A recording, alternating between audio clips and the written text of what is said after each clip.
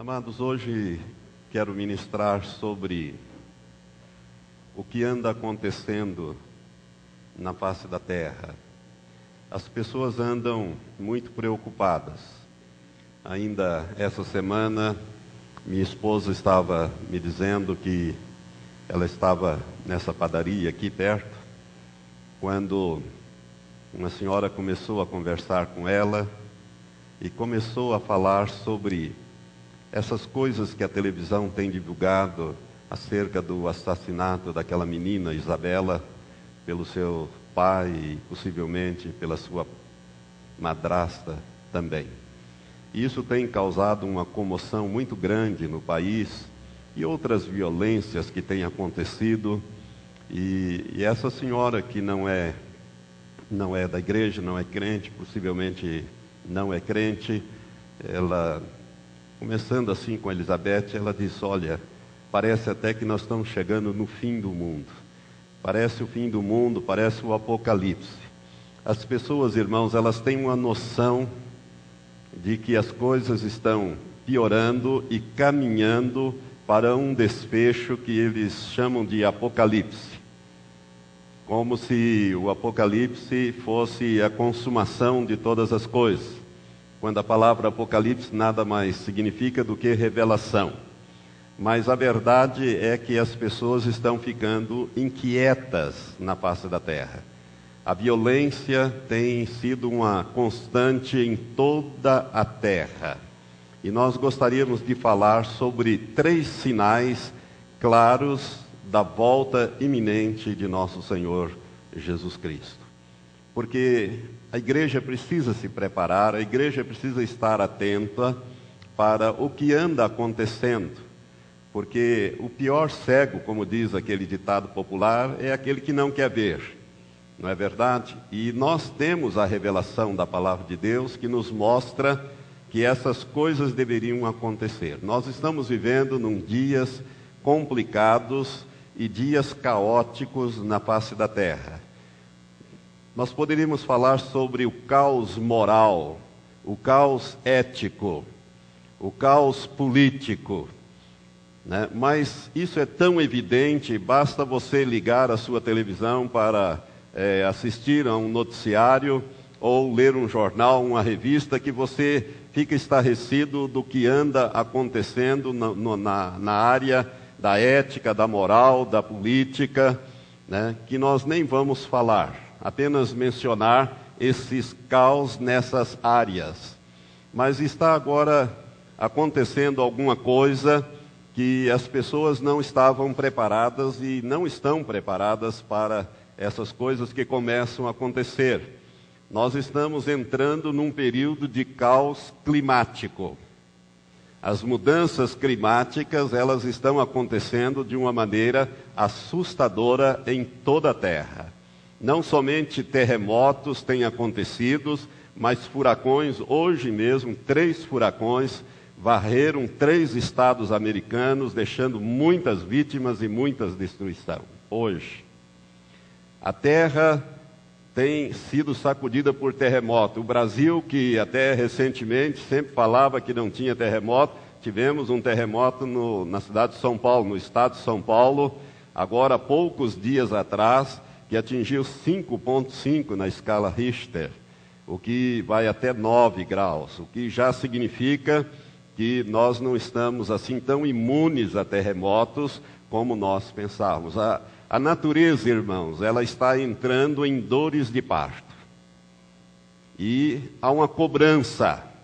O clima tem mudado, o calor tem aumentado, o frio tem sido intenso. Em alguns lugares a neve tem caído e destruído, né? Os rios têm transbordado, não somente no Brasil, mas em toda a terra. A Espanha, por exemplo, passou por uma seca que não via há muito tempo na história espanhola, recentemente. Então, o clima está mudando e com esta mudança climática está gerando-se um novo problema, um novo caos, que é a falta de alimentos.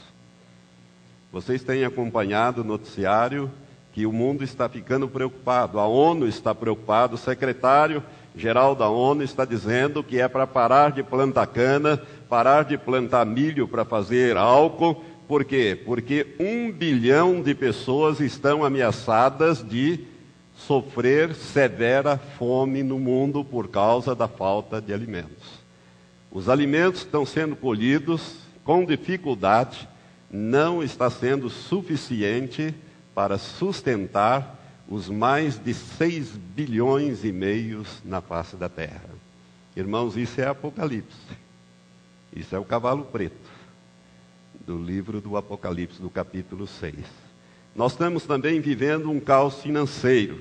Tem muita gente que pensa, só olha para o umbigo, né? Só olha para o Brasil. O Brasil agora está melhor, está isso, está aquilo outro. Pagamos a nossa dívida externa, temos não sei quantos, quase 200 bilhões de dólares de reserva, mas você se esquece que o dólar cada dia deteriora mais.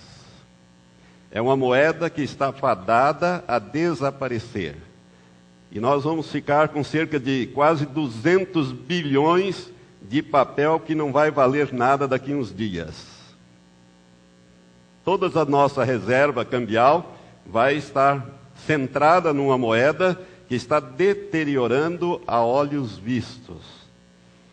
O dólar, irmão, está valendo hoje, ou melhor, o euro está valendo hoje cerca de 1,4 dólares. Quando ele foi lançado, ele valia 0,80 centavos de dólar. Então, a riqueza está sendo carreada para a Europa, porque é na Europa que deve aparecer o anticristo. O centro do poder econômico, financeiro e futuramente político vai centrar-se na Europa. Por isso esse caos financeiro. Estados Unidos tem a maior dívida externa do mundo. Se os Estados Unidos quebrar, quebra a China, quebra os países do mundo inteiro, praticamente. E ele está numa situação praticamente falimentar. Por que não fale? Porque ele tem a máquina de fazer dólares. E o dólar é a moeda aonde todos se centram. Agora imagine a hora que esta moeda desabar. Os árabes, países produtores de petróleo, estão ganhando rios de dinheiro. Petróleo atingiu mais de 125 dólares um barril, quando há um ano atrás custava nem a metade disso. Então o mundo está caminhando para um caos financeiro, econômico-financeiro. E o que falar então do caos espiritual? Esse então tem sido uma tragédia. Nós estamos vivendo um tempo de divisão, um tempo de separação.